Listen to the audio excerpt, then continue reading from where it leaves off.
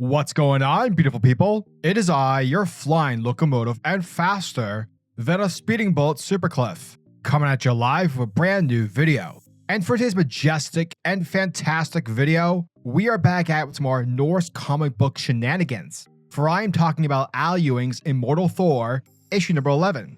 Before we dive into the world of Asgard, the House of Odin, if you are new to the channel, then smash that like and subscribe button. That way you guys never miss out on anything that happens on this majestic channel. So what are you waiting for? Let's raise the bar and go full on Super Saiyan. Hit that subscribe button. Thus, without further ado, let's get crazy and take out our hammers with Immortal Thor, issue number 11. Alrighty folks, so our story picks up some days or weeks following Immortal Thor, issue number 10.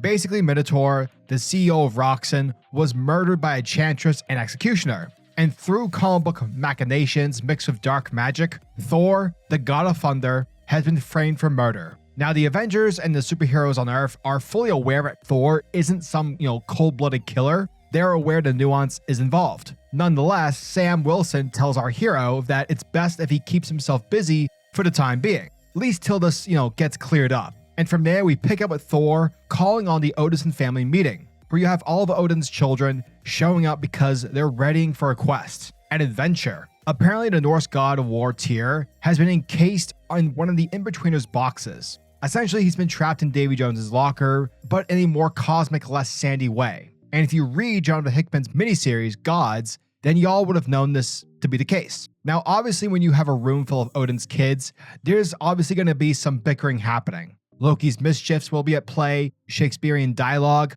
expect all of that. Now, the unexpected arrival of the god Ulthar, the entire room gets into business. And thus, with Ulthar's powerful abilities, the family is transported in the realm in between. Now, considering there are thousands and thousands of boxes, the gods are like, oh shit, this is going to take a while.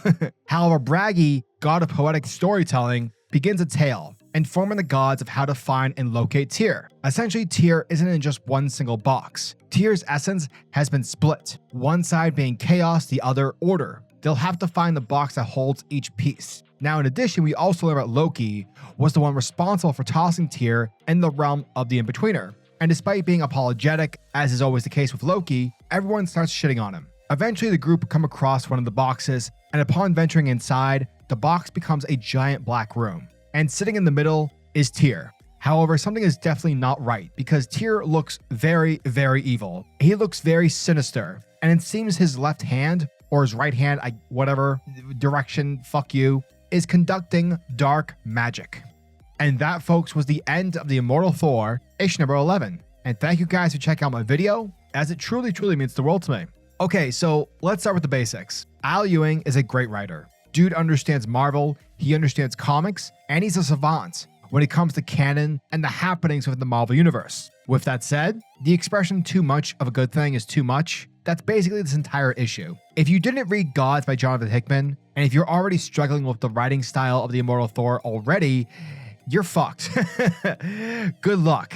This issue was abysmal, and I say that as someone who likes AlEwing. The problem is when you try and call back to an event that, let's say, is, not Avengers Infinity or Civil War. It's not one of those really prolific Marvel events. Or heck, it's not like Old Man Logan. It's hard to understand the reference. It's hard to understand what this thing's about. Now, a lot of the time, comics will mention said character, said event, and despite maybe you, the reader, not knowing who or what is being said, the writer will typically throw in hints with the dialogue to give you an idea, but mostly it's just a throwaway line. I have no idea why on earth AlEwing would have this arc be centered around a year-old event that wasn't groundbreaking by any means. It didn't change the way comic books are made. Essentially him having that miniseries, being essential for this is very whacked. And yes, I know Thor is a god, Norse mythology is entwined with Marvel's Thor, but there's a balance. Never is an issue supposed to entirely depend on some obscure event. Personally, just from a creative standpoint, I think it was a bad move. I'm pretty sure no one who hasn't read Gods yet will actually start reading Gods because of this issue. Like many times in comics, something happens at the end of an issue or whatever, where someone or something reappears or is mentioned, and despite me not knowing what, I typically understand the impact. Though I'm not giving the entire lore history of that moment, I'm given enough context to know what this thing means. And this book did none of that. And also the worst thing about the comic book is the artwork. I don't think I've ever said in a video review that the art doesn't match the story. The art in this issue doesn't match the writing or like the happenings in it. Well, hot damn on a stick. I'm saying it now. What the hell happened? Who decided that this artist was suitable for this kind of story? Like, what the fuck? I'm not saying the art is bad. I'm not even saying that the artist is like this villainous fiend, but like, Jesus Christ, like, let's fix that, shall we? Overall, I think this is a really, really meh issue to not very good. You might have a different opinion if you read Gods, but yeah, I'm not gonna lie, this one's a stinker, and I doubt Gods will save this issue. So yeah, as always, I'm your majestic sailor over at SuperCliff, and if you guys are new to the channel, then do me a solid by smashing that like and subscribe button, and also the notification bell so you'll never miss out on an upload, and so you'll always be kept up to date with your favorite top tier comics happening in the comic book world. Now tell me, what are your thoughts and opinions on this issue? Are you guys excited for issue number 12? Let me know down your thoughts in the comment section below, and until the next video, peace. Giggity goo.